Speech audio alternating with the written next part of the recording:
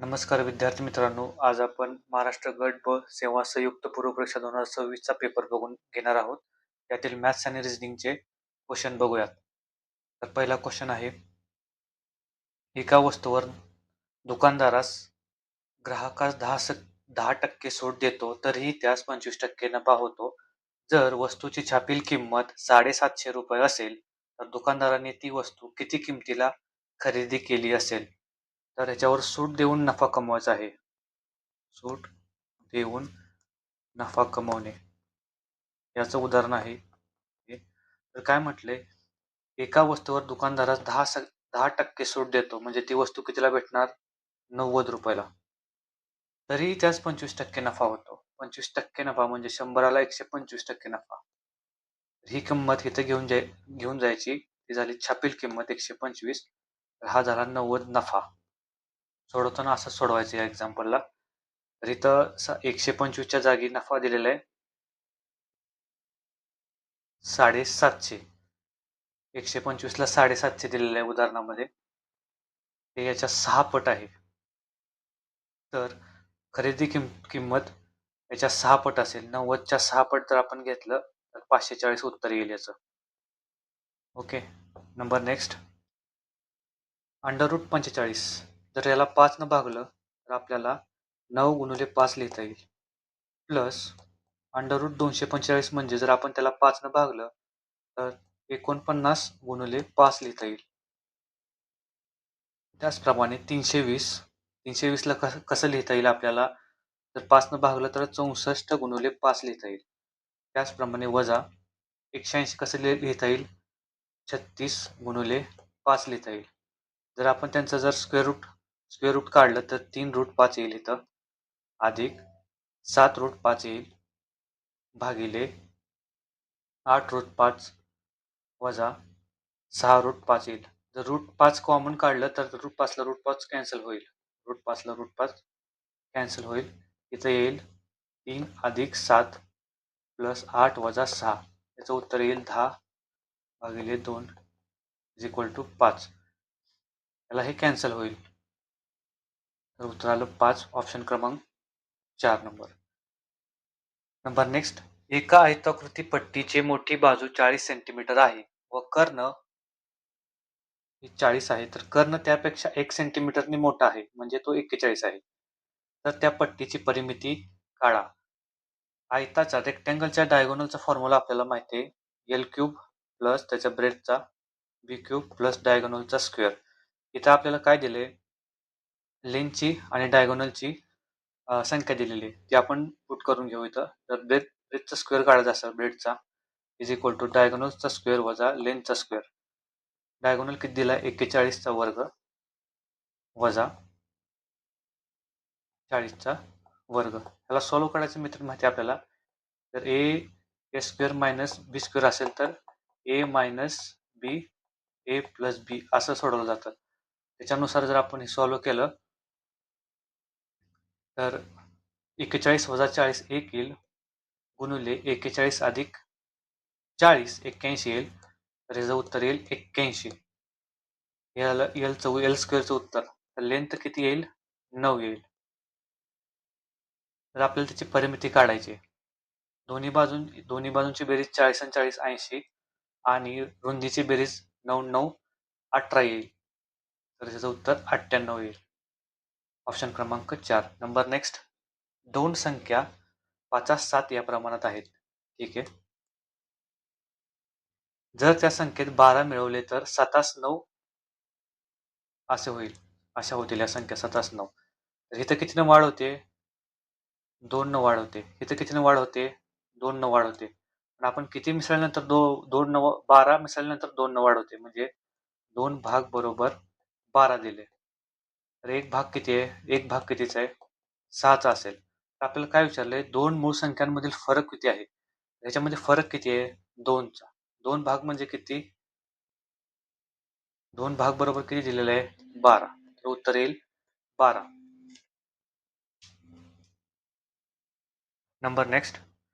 दोन रेल्वे गाड्या एकाच दिशेने 112 किलोमीटर आणि 36 किलोमीटर पर आवर या वेगाने धावत आहेत. वेगवान गाडी ही धीम्या गाडीत बसलेल्या माणसाला 20 सेकंदात ओलांडते, तर वेगवान गाडीचा वेग किती असेल? वेगवान गाडीची लांबी विचारलेली आहे. तर माहिती आहे आपल्याला माणसाला लांबी नसते आणि इथं दिशा समान आहे. दिशा समान असेल तर काय असते? वेगांची वजाबाकी होते. हे वेग आपण जर 112 वजा 76 केलं तर येईल ते 36 किलोमीटर पर आवर येईल. इथं आपल्याला रूल ऑफ 36 वापरायचा आहे. रूल ऑफ 36 जर वापरला आपण 360 मीटर हे 36 सेकंदात जाता, तर 20 सेकंदात किती जाईल? 36 ला 36 तर 20 ला 36 ला 360 तर 20 ला 200 मीटर असं उत्तर येईल त्याचं. माणसाला लांबी नसते, फक्त वेगवान गाडीची लांबी 200 मीटर असेल. नंबर नेक्स्ट, एक दुकानदार एक खरेदी वस्तू एका वस्तूची खरेदी 1200 मध्ये करतो व ती विकतो, जेणेकरून त्याला 20% नफा होतो. नंतर तो मार्क केलेल्या किमतीवर 10% सूट देतो, तर वस्तूची मार्क केलेली किंमत किती? तर तेच एक्झाम्पल आहे मगाचं, सूट द्यायची, सूट देऊन नफा कमवायचा. तर काय म्हटलेलं आहे इथं? 10% सूट दिली, ओके, 100ला, आणि त्याला 20% नफा झाला, 120. तर ही किंमत इथं घ्यायची 90, ही झाली त्याचा खरेदी किंमत, ही झाली त्याची छापील किंमत 120. तर आपण याचा रेशो घेतला, 30 जर भागलं, इथं 3 येईल, इथं 4 येईल. तर इथं काय दिलंय? खरेदी वस्तूची किंमत दिली. खरेदी वस्तूला किती? 1200 दिली. तर ही किती पट आहे त्याच्या? 400 पट आहे साधारण, 400 पट. तर ह्याच्या 400 पट आपण घेतलं तर 1600 येईल. ऑप्शन क्रमांक 2. बघा नंबर नेक्स्ट, दोन व्यक्ती एक काम एकत्रितपणे 24 तासात पूर्ण करू शकतात. जर त्यांच्यामधील वेगाने काम करणारी व्यक्ती दुसऱ्या व्यक्तीपेक्षा 3 पट वेगाने काम करत असेल, तर फक्त वेगाने काम करणारी व्यक्ती ते काम किती वेळात पूर्ण करेल असं विचारले. एक एक व्यक्ती एक काम करते, तर त्याच्या दुसरी व्यक्ती त्याच्या तिप्पट काम करते. दोघं मिळून एक काम एका दिवसात किती काम करतात? 4 काम करतात. असं किती किती दिवस काम केले किंवा किती तास काम केले? 24 तासात. 24 तासात एकूण किती काम करू शकतात? 24 चोक 96. 96 एकूण काम झालं. ओके. तर इथं काय म्हटलंय? फक्त वेगाने काम करणारी व्यक्ती. वेगाने काम करणारी व्यक्ती काय आहे? एका एक काम व्यक्ती किती वेळात पूर्ण करते? 3 तासात काम करते. तर त्याला 96 काम करायला किती वेळ लागेल? 96 भागिले 3 केलं तर याचं 32 उत्तर येईल. ओके. 32. Number next. रणधीरजवळ 10,000 रुपये आहेत. यापैकी काही रक्कम तो स्कीम ए मध्ये तर 5% दर साल दर शेकडा सरळ व्याज दराने गुंतवतो. तर उर्वरित रक्कम स्कीम बी मध्ये 8% दराने सरळ व्याजाने गुंतवतो. त्याला जर एका वर्षानंतर 710 रुपये व्याज मिळाले, तर त्याने स्कीम बी मध्ये किती गुंतवणूक केली? तर इथं ना मिक्सचर ॲलिगेशनचा हा क्वेश्चन आहे. मिक्सचर अँड ॲलिगेशनचा. एक्स्ट्रीम कंडिशन वापरायची, एक्स्ट्रीम कंडिशन, आणि त्यावर उदाहरण सोडवायचं. जसं की 10,000च्या 5% जर काढलं आपण ए आणि बी रणधीर मांडला. 10,000च्या 5% 500 होतं आणि 10,000च्या 8% हे 800 होतं आणि किती रुपये व्याज भेटले? 710 रुपये. यांची वजाबाकी इकडं, या दोघांची वजाबाकी इकडं आली, झाली 90. दोघांची वजाबाकी इकडं आली, ती झाली 210. तर त्यांच्या रेशिओ आला 3:7.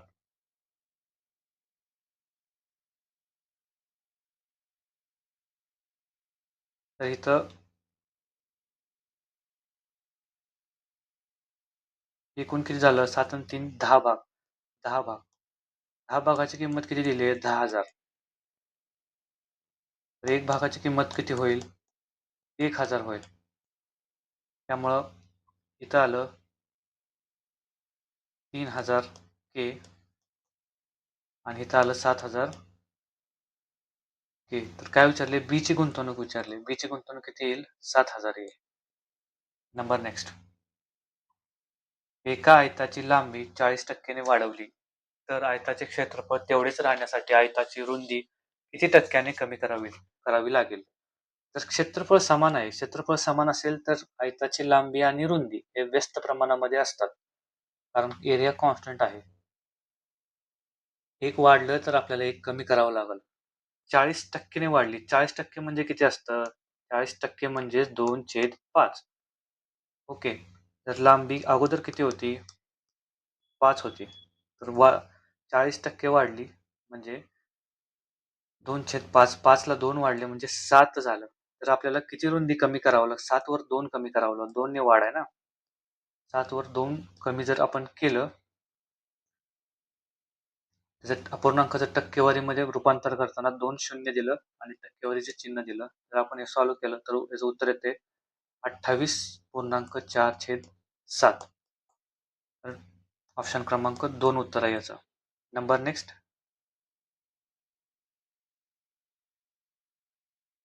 टीना हिने काही आंबे खरेदी केले, त्यातील 10% आंबे सडके होते.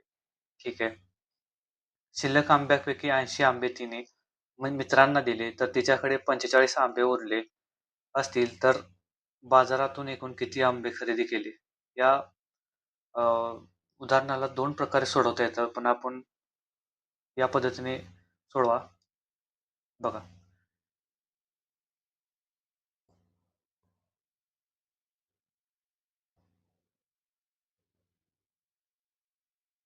तर 10% आंबे सडके होते. 10% म्हणजे किती असतं? 1/10. 10 पैकी 1 सडका म्हणजे 9 राहिले. ओके. नंतर शिल्लक आंब्यांपैकी 80 आंबे तिने मित्रांना दिले. 80 दिले म्हणजे 80% दिले म्हणजे 20% उरले. 20% म्हणजे किती? एकास 5 उरले. तर अंशांची बेरीज इकडे गुणाकार इकडे घ्यायचा 9 × आणि छेदांचा गुणाकार इकडे घ्यायचा. 5 50 दिले. तर इथं एवढे आंबे उरले ह्याची बेरीज दिली. किती दिले? 45 दिले. हे किती पट आहे? 5 पट आहे. तर याच्या 5 पट किती होईल? 50च्या 5 पट. 5 पट जर आपण केलं तर 50च्या 5 पट होईल 250. ओके. ऑप्शन क्रमांक 2 उत्तर आहे. तर याची किंमत काढायची मित्रांनो आपल्याला. 91 मध्ये किंमत काढा म्हणते. सरळ सरळ आकडे लिहून त्याच्यामध्ये चिन्ह बदलून लिहायचं. 231 गुणिले म्हणजे काय सांगितले? भागिले 11. अधिक म्हणजे काय सांगितले? गुणिले सांगितले त्यांनी. वजा म्हणजे काय सांगितले? अधिक सांगितले. आणि भागिले म्हणजे काय सांगितले? वजा सांगितले 40. जर आपण हे सॉल्व्ह केलं तर 231 भागिले 11 याचं उत्तर 21 येईल. गुणिले 23. जेव्हा आपण 82 वजा 40 करू तेव्हा अधिक 42 येईल. यांचा गुणाकार 483 प्लस 42 उत्तर येईल 525. ऑप्शन क्रमांक 3. Number next. वेन आकृती दिलेली आहे. 3 वर्गांचे सर्वोत्तम प्रतिनिधित्व करते. चौरस, चौकोन आणि समभुज. तर लक्षात ठेवायचं प्रत्येक चौरस हा समभुज चौकोन असतोच म्हणजे असतोच. म्हणजे हा चौरस येईल इथं. त्याच्यानंतर चौकोन येईल. समभुज चौकोन येईल. आणि सगळे समभुज चौकोन आणि सगळे चौरस हे स्क्वेअर असतात. त्यामुळे ऑप्शन क्रमांक 3 येईल उत्तर. Every square is rhombus.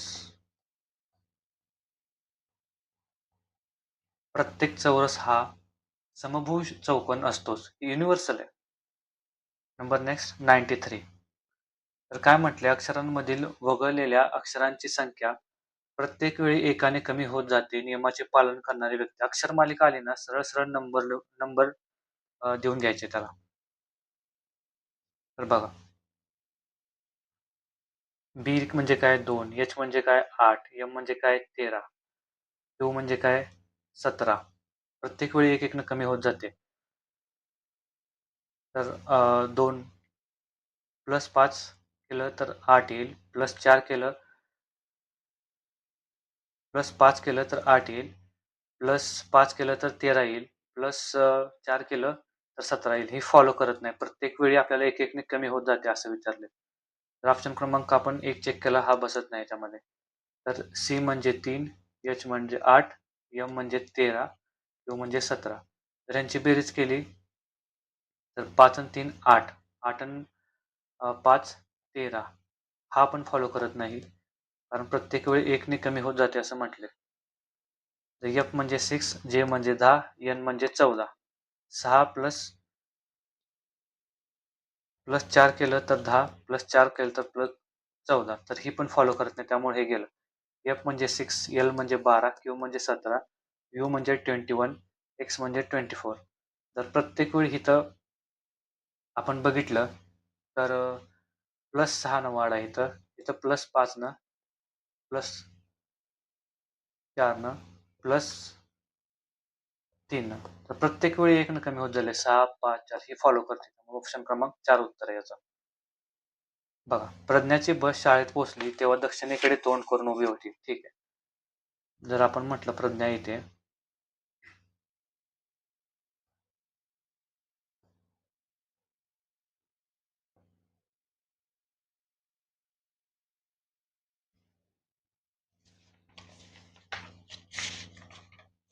प्रज्ञाची बस जर शाळेत पोहोचली तेव्हा दक्षिणेकडे तोंड करून उभी होती. ठीक आहे. घरून निघाल्यानंतर ती 2 वेळा डावीकडे वळाली. घरून निघाली, 2 वेळा डावीकडे वळाली. एकदा डावीकडे वळाली, नंतर दोनदा डावीकडे वळाली. नंतर ती उजवीकडे वळाली, उजवीकडे वळाली, इकडे वळाली. तर दक्षिणेकडे तोंड, इकडे दक्षिण आहे.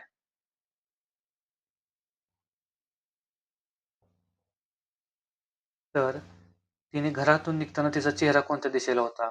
इकडे पूर्व, इकडे पश्चिम येईल. उत्तर येईल ऑप्शन क्रमांक 3. बघा, खालील चौरसात प्रश्नचिन्हाच्या जागी कोणती संख्या येईल? तर हे जर सोडवलं तर यांची वजाबाकी करायची आणि दुप्पट करायची. जसं की 72 वजा 38 केलं तर 34 येईल, त्याची दुप्पट येईल 68 येईल. जर आपण 137 वजा 87 केलं तर त्याचं उत्तर 50 येईल, त्याचे दुप्पट 100 येईल. तसंच आपण 54 वजा 30 केलं तर 24 येईल, त्याची दुप्पट केली तर 48 उत्तर येईल. ऑप्शन क्रमांक 1 उत्तर आहे. नंबर नेक्स्ट 14, 27, 44 प्रश्नचिन्हाच्या ठिकाणी कोणता योग्य अंक येईल? तर आपण इथं फरक घ्यायचा. ह्याच्यामध्ये 14 आणि 27 मध्ये कितीची वाढ आहे? 13ची. 13 आणि 27 आणि 44 मध्ये कितीची वाढ आहे? 17ची वाढ आहे. तशी ह्याच्यामध्ये कितीची वाढ आहे? प्लस 24 ची वाढ आहे. याच्यामध्ये प्लस 33 ची वाढ आहे. तसंच ह्याचा फरक जर घेतला तर इथं ही संख्या कितीने वाढली? प्लस 4 ने वाढली. तर ही संख्या कितीने वाढेल? प्लस 4 ने, म्हणजे 21 ने वाढेल. 44 मध्ये जर 21 मिसळलं तर त्याचं उत्तर येईल 65 उत्तर येईल. ऑप्शन क्रमांक 3. Number next. खालील 2 विधानांपैकी एक प्रतिपादन ए कारण आणि आर असे दिले आहे. प्रतिपादन व कारण या संबंधातील परस्पर संबंध खाली दिलेल्या पर्यायी उत्तरांमधून शोधा. प्रतिपादन काय म्हणतं? एक, कापसाच्या गाळ्याच्या जमिनीत वाढ होते. कारण म्हटले गाळाच्या जमिनी या सुपीक असतात. बऱ्याच लोकांनी उत्तर 2 दिलं, पण ऑप्शन क्रमांक याचं आयोगानं उत्तर 1 दिलेलं आहे. ए व आर हे दोन्ही बरोबर आहे आणि आर हे अचूक स्पष्टीकरण आहे. Number next. A, B, C, D, E, F अशा 6 व्यक्ती शिक्षक म्हणून कार्यरत आहेत. तर आपल्याला सर्वात महत्वाचं विचारलं काय बघायचं, सी चा अनिवार्य विषय विचारलेला आहे, कोणता असेल? तर लिहून घ्यायचं सरळ सरळ.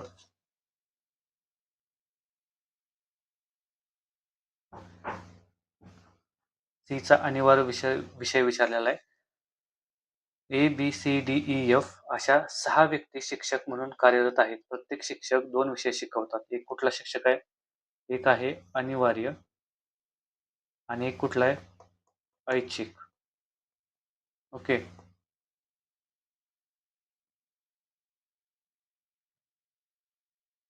ए, बी, सी, डी, ई आणि एफ.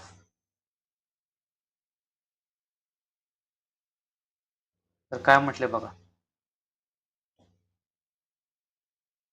डी चा ऐच्छिक विषय इतिहास आहे. डी चा ऐच्छिक इतिहास म्हणजे इथं आलं ऐच्छिक. जो की 3 जणांचा अनिवार्य विषय आहे. इथे लिहून घ्या. 3 अनिवार्य इतिहास. ई आणि एफ यांचा 2 पैकी एक विषय भौतिकशास्त्र आहे. ई आणि एफ भौतिक. एफचा गणित हा अनिवार्य विषय आहे. एफचा गणित आलं इथं. इथं आलं भौतिकशास्त्र. अनिवार्य विषय सी आणि ई चा ऐच्छिक विषय आहे. सी आणि ई. सी चा गणित विषय हा ऐच्छिक आहे. इथं आलं गणित. इथं येईल भौतिक. त्याच्यामुळं. तर पुढं काय म्हटलंय? ए इंग्रजी हे ए चा विषय आहे. इतिहास आणि इंग्रजी हे ए चे विषय आहेत, परंतु अनिवार्य ऐच्छिक विषय डी च्या अगदी उलट आहेत. डी च्या अगदी उलट म्हटल्यानंतर डी च्या अगदी उलट ए.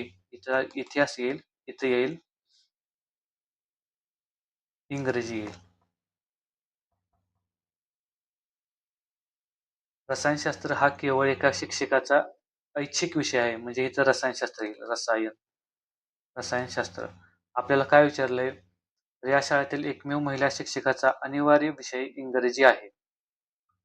ही महिला होईल. तर आपल्याला